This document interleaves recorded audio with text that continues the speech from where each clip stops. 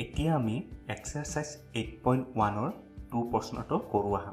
প্ৰশ্নত কি দিয়া আছে? এটা সমকোণী ত্ৰিভুজ অৰ্থাৎ right angle triangle P Q R দিয়া আছে, য'ত কিউ কোণটো 90 ডিগ্ৰী আৰু কি কোণৰ বিপৰীত বাহু পি আৰ বাহুডালক আমি হাইপোটেনিয়াছ বা অতিভুজ বুলি কওঁ চমুকৈ। আমি এইচ লিখিব পাৰোঁ। আৰু এটা কথা মন কৰিবা, প্ৰশ্নত আমাক কি দিছে? tan p minus cot r, অৰ্থাৎ এবাৰ পি কোণটো ল'ব দিছে আৰু এবাৰ আৰ কোণটো ল'ব দিছে। আৰু আমি জানো যে পি কোণ দুটা যদি বেলেগ বেলেগ লওঁ তেতিয়া সমকোণ ত্ৰিভুজৰ বাহুবোৰৰ মানবোৰ বেলেগ বেলেগ হ'ব। ধৰা হ'ল আমি দুটা সমকোণী ত্ৰিভুজ প্ৰথমতে আঁকি লৈছোঁ, পি কিউ আৰ, আৰু কিউ কোণটো 90 ডিগ্ৰী, তেনেকৈ পি কিউ আৰ। প্ৰথম ত্ৰিভুজটোত আমি পি কোণটো ল'ম। যদি আমি পি কোণ লওঁ তেতিয়া পি কোণৰ বিপৰীত বাহুক আমি পি বুলি ধৰি ল'ম আৰু পি আৰ বাহুডাল সদায় এইচ হ'ব, যিহেতু কিউ কোণৰ অৰ্থাৎ সমকোণ বা 90 ডিগ্ৰী কোণটোৰ বিপৰীত বাহু আমি সদায় এইচ লওঁ। পি কিউ বাহুডালক আমি চমুকৈ বি ধৰি ল'ম। তেনেকৈ যদি আমি দ্বিতীয় সমকোণ ত্ৰিভুজটোত আৰ কোণটো লওঁ তেতিয়া আৰ কোণৰ বিপৰীত বাহুডালক আমি পি ধৰি ল'ম, অৰ্থাৎ পি ডেছ ধৰি ল'ম। আৰু কিউ কোণ অৰ্থাৎ 90 ডিগ্ৰী কোণৰ বিপৰীত বাহু পি আৰক আমি এইচ ধৰি ল'ম, ধৰা এইচ ডেছ, আৰু কিউ আৰক আমি বি ডেছ ধৰি ল'ম। এতিয়া প্ৰথমতে আমাক প্ৰশ্নত কৈছে tan p। tan p মানে পি কোণটো ল'ব দিছে। এতিয়া tan p কি হ'ব?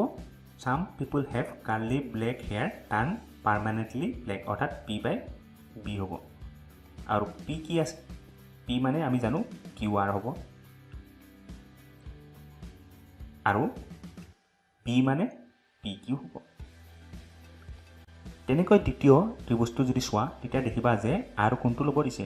আৰ কোণ অৰ্থাৎ cot r ল'ব দিছে। cot r মানে আমি জানো 1/tan r হয়।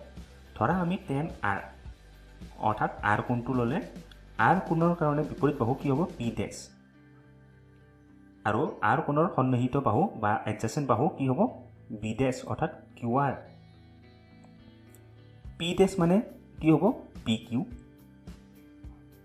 আৰু পি ডেছ মানে Q R.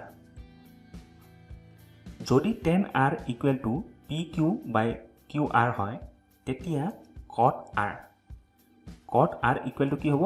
Q R by P Q.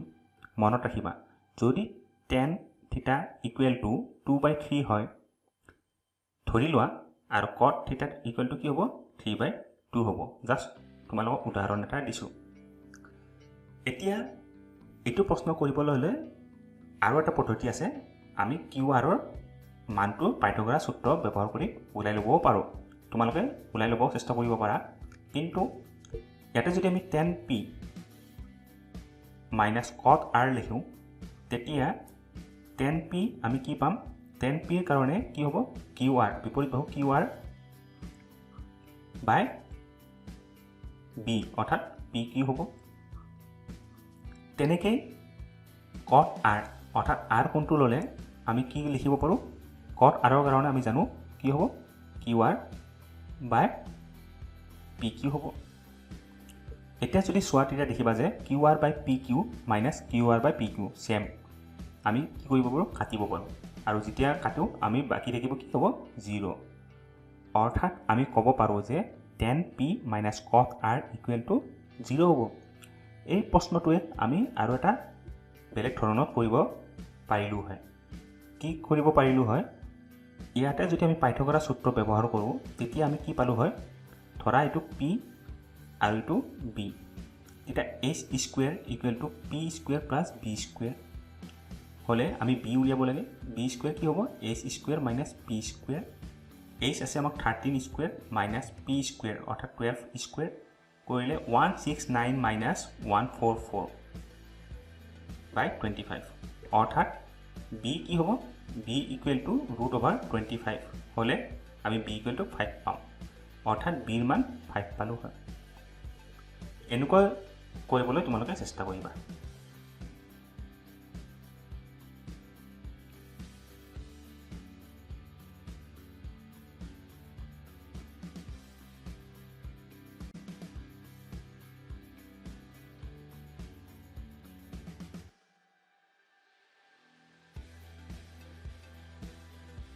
এতিয়ালৈ আমি 6টা ত্ৰিকোণমিতিক অনুপাত বা ৰেচিঅ' আলোচনা কৰিছোঁ, যি আছিলে সাইন, কস, টেন, কসেক, সেক আৰু কট।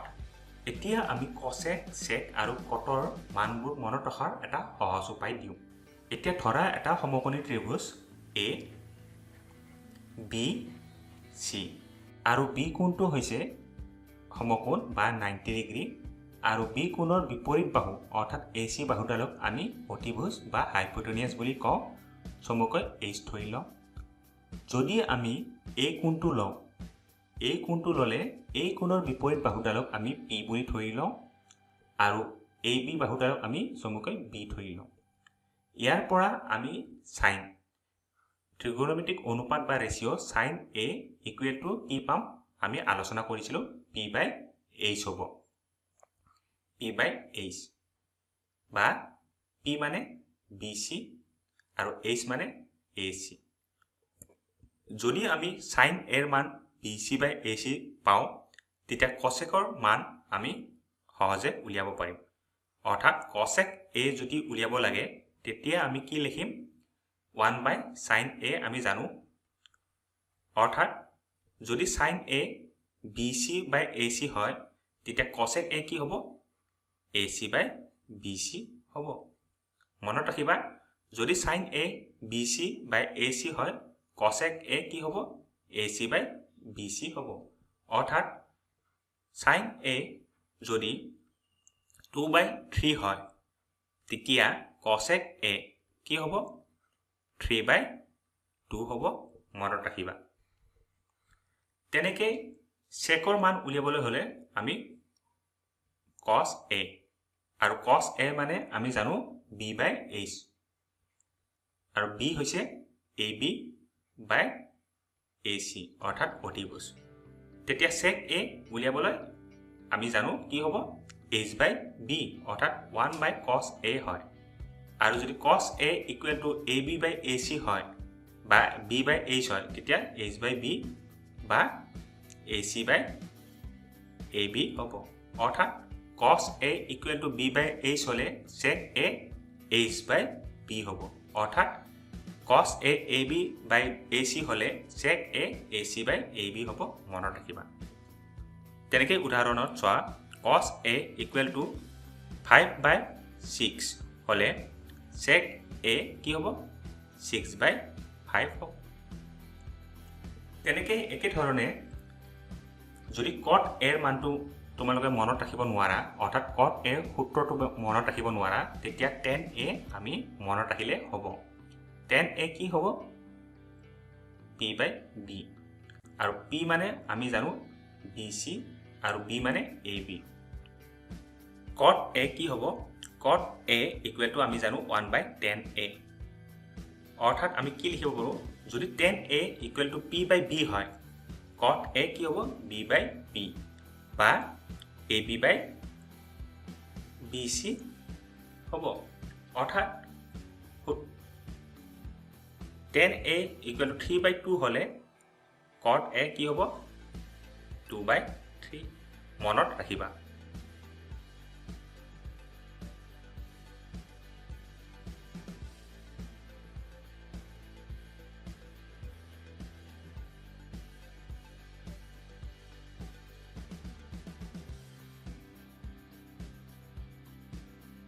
এক্সাৰচাইজ 8.1ৰ 4 নম্বৰ প্ৰশ্নটো কৰোঁ আহা।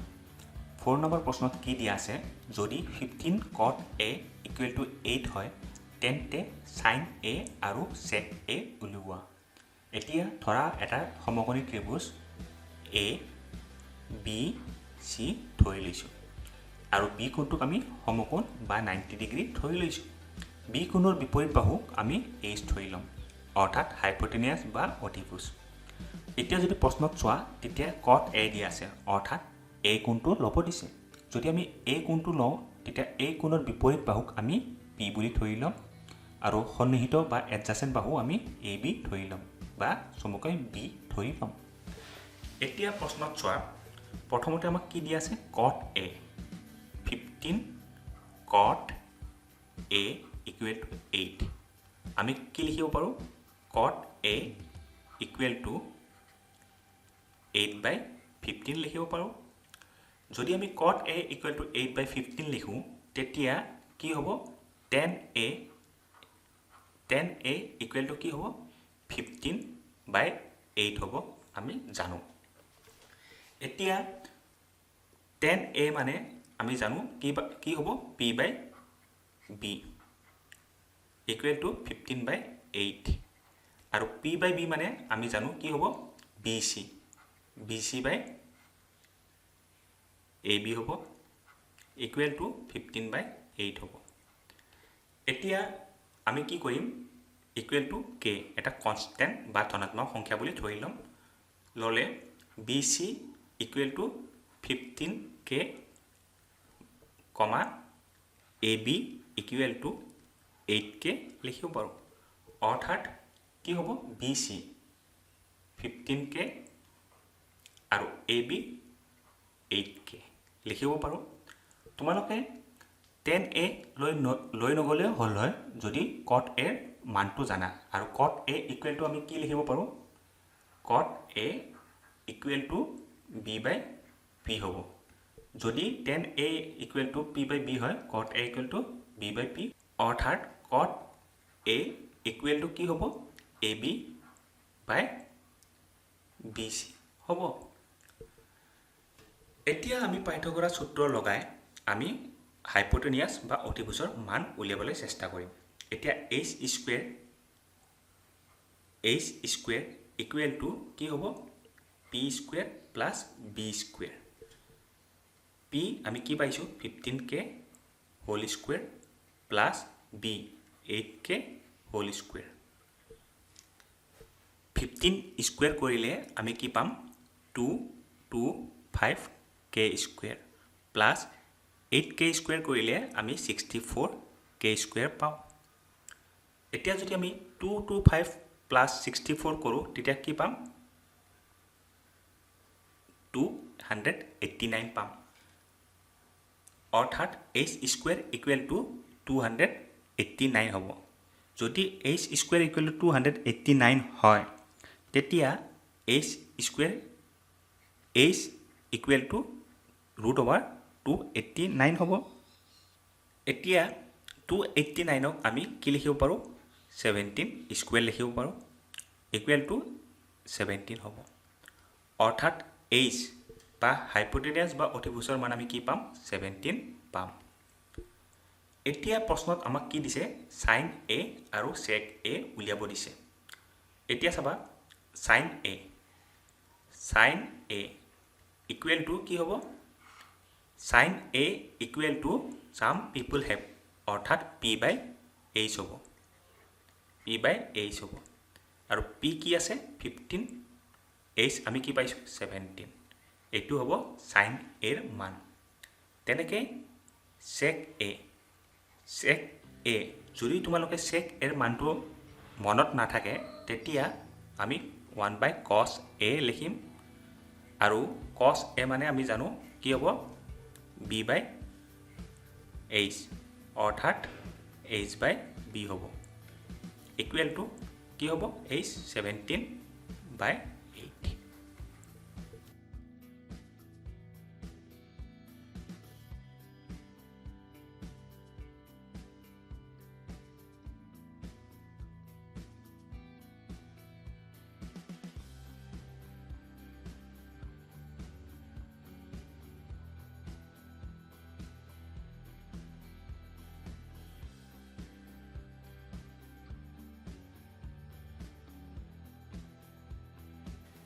এতিয়া এক্সাৰসাইজ 8.1 ৰ 5 নম্বৰ প্ৰশ্নত কৰোঁ আহা প্ৰশ্নত কি দিয়া আছে sec a equal to 13/12 দিয়া আছে যদি sec a equal to 13/12 হয় তেন্তে sin a আৰু cot a উলিওৱা তোমালোকে tan cosec হেবোৰো নিজে উলিয়াবলৈ চেষ্টা কৰিবা মই ইয়াতে প্ৰশ্নত অকল sin a আৰু cot a উলিওৱা দেখুৱাম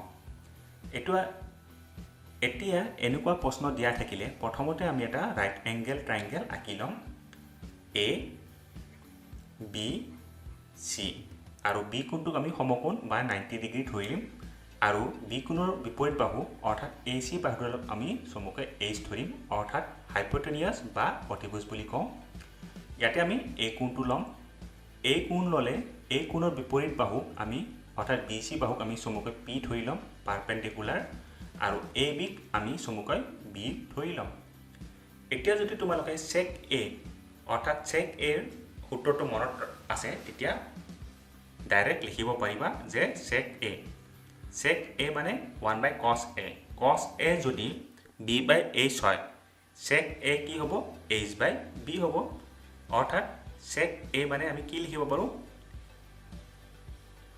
h/b equal to 13/12 আমি sec A মানে h/b উলিয়াইছো এটো তোমালোকৰ যদি মনত না থাকে তেতিয়া সাইডত কি কৰিবা sec A অৰ্থাৎ cos A প্ৰথমতে উলাই লবা cos A মানে কি হ'ব b/h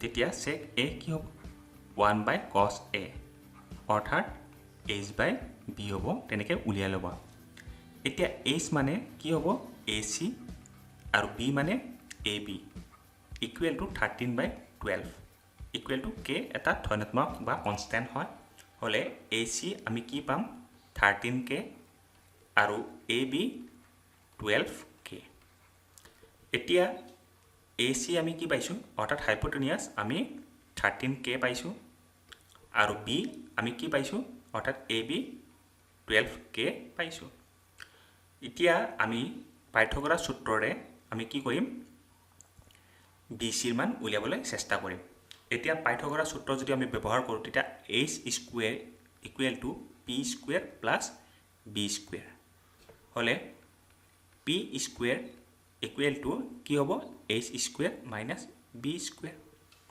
হলে p square equal to h square মানে 13k whole square minus b square 12k whole square কৰিলে 169k square minus 144k square পাম অৰ্থাৎ মাইনাস কৰিলে 25k স্কয়াৰ পাম p স্কয়াৰ মানে যদি 25k স্কয়াৰ হয় তেতিয়া p equal to √25k square অৰ্থাৎ √5k whole square equal two 5k অৰ্থাৎ BC ৰ মান আমি 5k পাম এতিয়া আমি প্ৰশ্নত sin A উলিয়াব লাগে sin A উলিয়াব লাগে sin A মানে কি হ'ব some people have অৰ্থাৎ p/b হয় হলে p মানে 5 আৰু b মানে 12 অৰ্থাৎ sin A equal to 5/12 তেনেকৈ cot A কি হ'ব যদি tan A p/b হয় cot A কি হ'ব b/p অৰ্থাৎ b/p হ'ব cot A আৰু b আমি কি পাইছো 12 আৰু আমি p কি পাইছো 5 অৰ্থাৎ cot A equal to 12/5 হ'ব